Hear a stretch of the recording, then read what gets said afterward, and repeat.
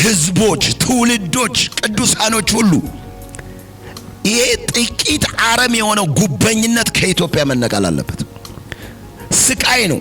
ስለዚህ በእናንተ ምክንያት ጽዮን እንደ እርሻ ትታረሳለች፣ ኢየሩሳሌም የድንጋይ ክምር ትሆናለች፣ የቤቱም ተራራ እንደ ዱር ከፍታ ይሆናል ይላል። መኖር አትችሉም። የቤቱ ተራራ እንደ ዱር ከፍታ ከሆነ እዛ ላይ ወጥተህ ትኖራለህ እንዴ? የዱር ከፍታ ላይ ማንም አይደርስም። ኑሮ ጣራ ይመታል። ኑሮ ይወደዳል። ነገሮች ይወደዳሉ። ሰው መኖር አይችልም። ዝም ብለን የምናየው ነገር አይደለም። ጥቂት ሰዎች ተጠቅመው፣ ሌቦች፣ ወንበዴዎች ተጠቅመው ብዙሃኑ በጭቆናና በመከራ ውስጥ የደም ላብ እያላመው አፈር እየላሰ መኖር አይገባው። ስለዚህ በእናንተ ምክንያት ጽዮን እንደ እርሻ ትታረሳለች። ይሄ በቤተ ክርስቲያን ውስጥም የተሰገሰጉ ጉበኞች፣ ጉቦ ሰጪዎች፣ እንደገናም ደግሞ ስትመለከቱ በመንግስት መስሪያ ቤትና አስተዳደር ላይ የተቀመጡ ጉቦ ሰጪ፣ ጉቦ ተቀባዮች፣ በሌላም ስፍራ ባለቅነት ላይ ተቀምጠው የተቀመጡ ጉቦ ሰጪዎችና ጉቦ ተቀባዮች በእግዚአብሔር እጅ ስር ይወድቃሉ። እንደ ኢዮብ ምዕራፍ 15 ቁጥር 17 ላይ እግዚአብሔር በፍርድ ይወጣል። ስለዚህ በእናንተ ምክንያት ሀገራችን እንደ እርሻ አትታረስም። ኢትዮጵያ የድንጋይ ክምር አትሆንም። በኢትዮጵያ ውስጥ የኑሮው ተራራ የዱር ከፍታ ሆኖ በጭንቀት ውስጥ ትውልዱ አይመላለስም። ምክንያቱም የእግዚአብሔር አፍ ተናግሯልና። እግዚአብሔር የተናገረው በነቢያቶቹ አፍ ዛሬም ይደገማልና። ስለዚህ እግዚአብሔር አፍ ተናግሯል። በፍጹም ስለዚህ እግዚአብሔር ጉበኝነት መማለጃ እንደሆነ፣ ሙሰኝነት መማለጃ እንደሆነ ያሳየናል። በኦሪት ዘዳግም ምዕራፍ 10 ቁጥር 16 እና 17 እንግዲህ አምላካችሁ እግዚአብሔር የአማልክት አምላክ የጌቶች ጌታ ታላቅ ኃያል የሚያስፈራም በፍርድ የማያደላ መማለጃን የማይቀበል ነውና እናንተ የልባችሁን ሸለፈት ግረዙ፣ ከእንግዲህ ወዲህ አንገተ ደንዳና አትሁኑ ይላል። እግዚአብሔር ከእንግዲህ ወዲህ አንገተ ደንዳና አትሁኑ። የልብን ሸለፈት መማለጃ መቀበል፣ ሙሰኝነት፣ ኮራፕሽንን አውጣ ይላል። ለምንድነው አማኞች ቤተክርስቲያን ቅዱሳኖች ጉቦ የማይቀበሉት? እግዚአብሔር የኛ ምሳሌ ሞዴላችን ነው። አምላካችን መማለጃን የማይቀበል ነውና ይላል።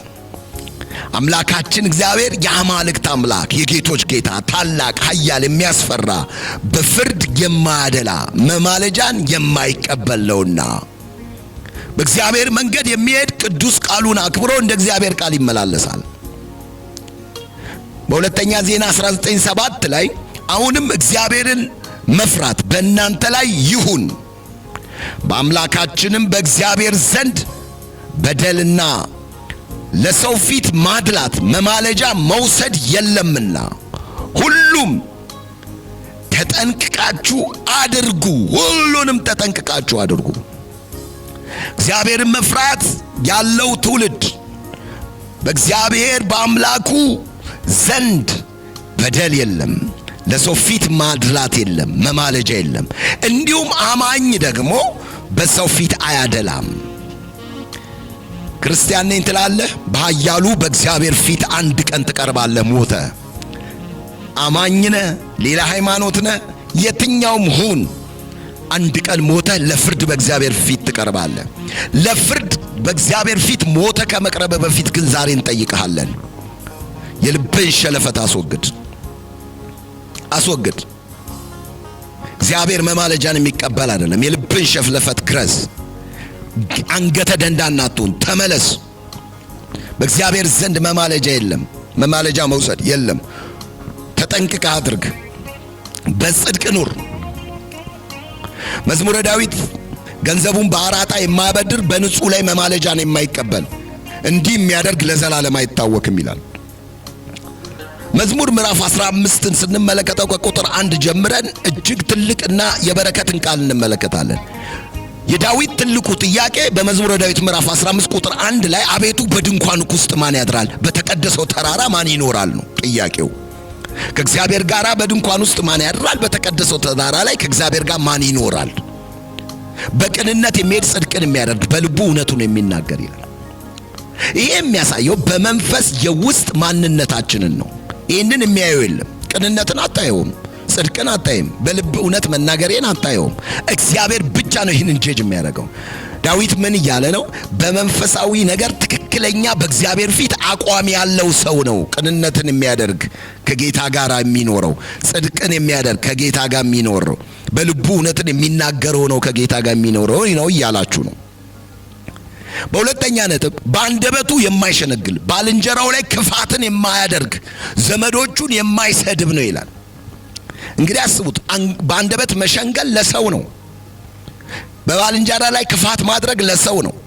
ዘመዶች ጋር መጣላት ለሰው ነው። ዘመዶቹን የማይሰድብ ይላል። ተሳዳቢ የሆነ ትውልድ ያለበት ዘመን ቢሆንም ግን እዚህ ጋር የማይሳደብ ብሎ አስቀምጦታል። ግን እዚህ ጋር ስትመለከት ምንን ያሳያል?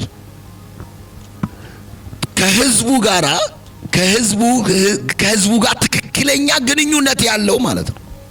አንዱ ወደ ላይ ትክክለኛ ግንኙነት መስመር ያለው ነው። ሁለተኛው ደግሞ ከህዝቡ ጋር ትክክለኛ የግንኙነት መስመር ያለው ማለት ነው። ከሰዎች ጋር ያለው ትክክለኛ እንደ እግዚአብሔር ቃል የሆነ አቋም ያለው ሰው በድንኳን ውስጥ ከእግዚአብሔር ጋር ይኖራል፣ በተቀደሰው ከእግዚአብሔር ጋር ያድራል፣ በተቀደሰው ተራራ ላይ። ሶስተኛው ኃጢአተኛም በፊቱ የተናቀ ይላል። እግዚአብሔር የሚፈሩትን የሚያከብር። ኃጢአተኛ በፊታችን አይከበርም። እግዚአብሔር የሚፈሩትን እናከብራለን። ለባልንጀራው የሚምል የማይከዳ ይላል።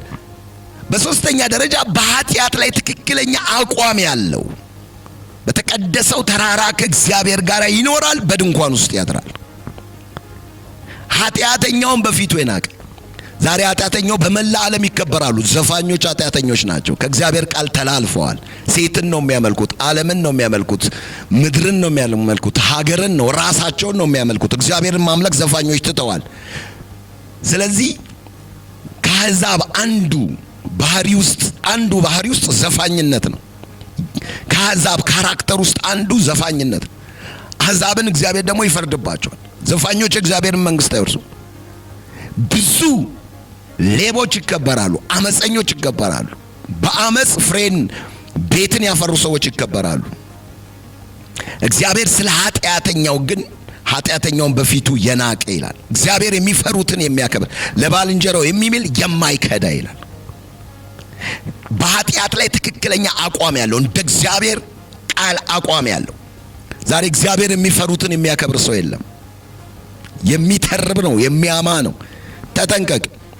አምስተኛ ገንዘቡን በአራጣ የማያበድር በንጹህ ላይ መማለጃን የማይቀበል እንዲህ የሚያደርግ ለዘላለም አይታወክም ይላል። ጉበኛ ያልሆነ በገንዘቡ ላይ የማይገባውን ትርፍ የማይፈልግ በገንዘቡ ላይ የማይገባ ትርፍ ከሌሎች ላይ የማይመኝ እንዲህ የሚያደርግ ለዘላለም አይታወክም። ስለዚህ እግዚአብሔር አቋምን ነው ዛሬ የጠየቀው። ማን ነው በጽድቅ አቋም ያለው ወገኖች? ማን ነው በእግዚአብሔር ፊት አቋም ኖሮት የእግዚአብሔርን አጀንዳ አስፈጽሞ የሚሄድ ገንዘቡን በአራጣ የማያበድር? በመዝሙር ምዕራፍ 26 ቁጥር 10 ላይ በእጃቸው ተንኮል አለባቸው፣ ቀኛቸው መማለጃ ተሞልታለች ይላል። እነዚህ ተንኮለኛ ሰዎች በሰው ላይ የሚያደቡ፣ በመበለቲቱ ላይ በዳደጉ ላይ የሚያበሉ፣ አቅም የላቸውም ብለው በሚያስቡ ሰዎች ላይ የሚያደሉ፣ ቀኛቸው መማለጃን ተሞልታለች። እግዚአብሔር ግን ይፈርድባቸዋል። እግዚአብሔር በነቢያቶቹ የተነሳው ለነሱ ነውና አንተ ለናቃቸው በግፍ ለምታያቸው ሰዎች ነው እግዚአብሔር የተነሳው። በግፍ የምታያቸው ሰዎች ያስፈርዱብሃል። አይችሉም ያልካቸው ሰዎች ከሌባው ጋርማ ሌባ መስለት ትኖራለህ። ከአመፀኛው ጋር አመፀኛ፣ ከጉበኛው ጋር ጉበኛ፣ ከመማለጃ ከሚሰጠው ጋር ትመሳሰላለህ። ግን ግፍ የምትሰሩባቸው ሰዎች ጸሎት ወደ እናንተ ነው። ዳዊት የኃጢአተኛ ቅባት በላይ አይቀባ፣ ግና ጸሎቴ በነሱ ላይ ናትና ይላል። ገና እንጸልይባቸዋለን። በደለኞች በጌታ በኢየሱስ ክርስቶስ ቤተክርስቲያን ትጸልይባቸዋለች። ተጠንቀቁ፣ ተመለሱ።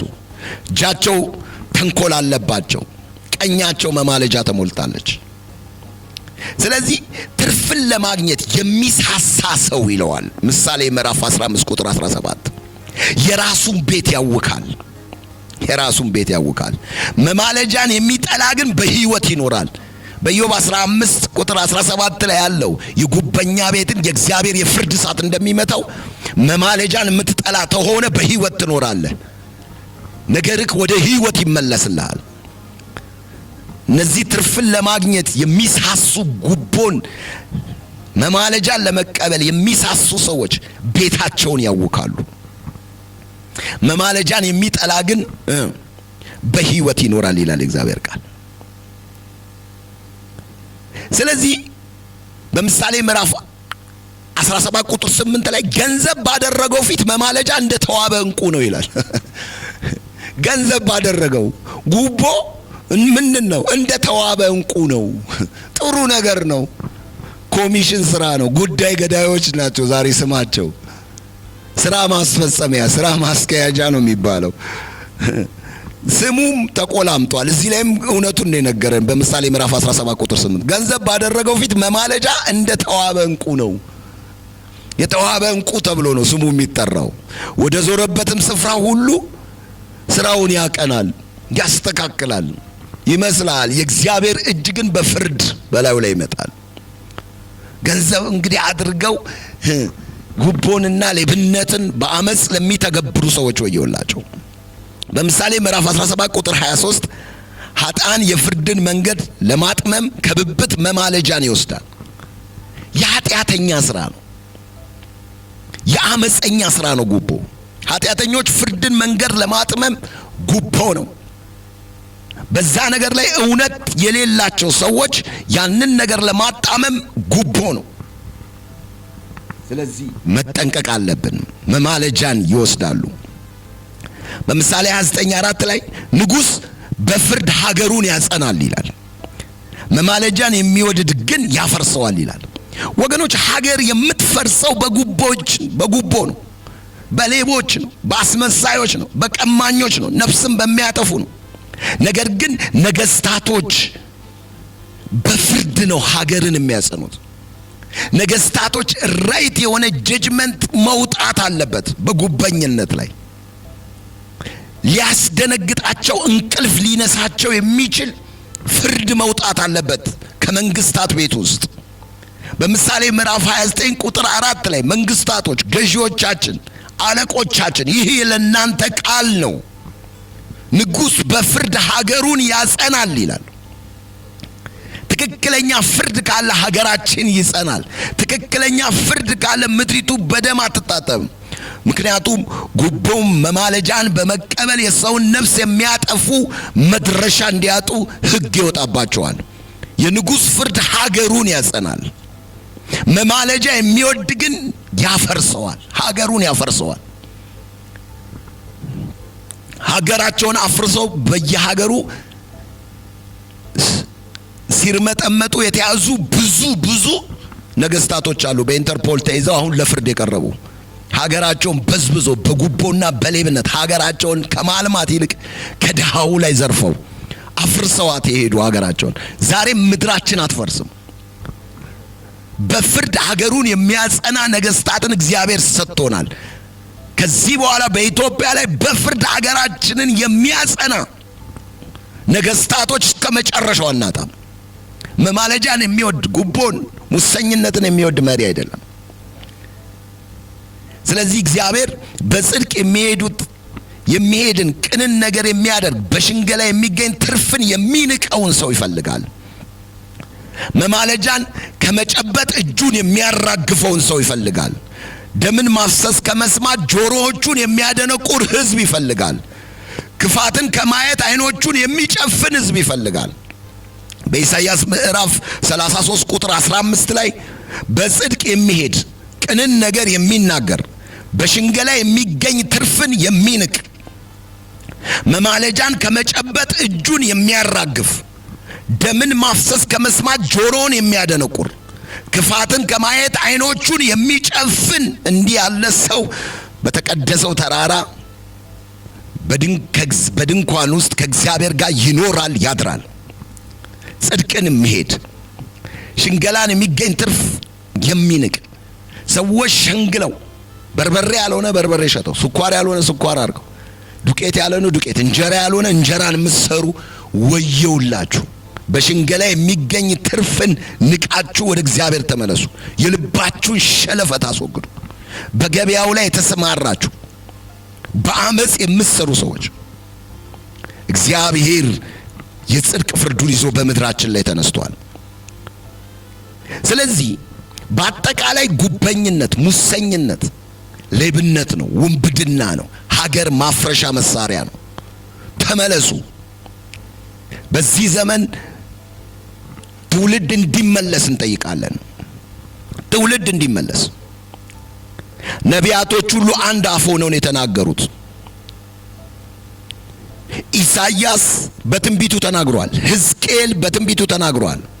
መዝሙረኛው ዳዊት በትንቢቱ ተናግሯል። የዳዊት ልጅ ሰሎሞን ንጉሱ በመጽሐፉ ላይ ተናግሯል። በኦሪት ዘዳግም ላይ ሙሴ ተናግሯል። ማን ያልተናገረ ነብይ አለ ወገኖች? ማን ያልተናገረ አለ? በመጽሐፈ ሳሙኤል ላይ ሳሙኤል ተናግሯል። ማን ያልተናገረ አለ? ይህንን ለማፍረስ ማን ያልተናገረ አለ? ዘዳግም ላይ ሙሴ ተናግሯል። ኢዮብ በመልእክቱ ላይ ተናግሯል። ጠቢቡ ሰሎሞን ተናግሯል። ነቢዩ ኢሳይያስ ተናግሯል። ነቢዩ ሕዝቅኤል ተናግሯል። ትንቢተ አሞጽ ተናግሯል። ሚልኪያስ ተናግሯል። አረ ወገኖች፣ ነቢያቶች ሁሉ በአንድ አፍ ሆነው ተናግረዋል።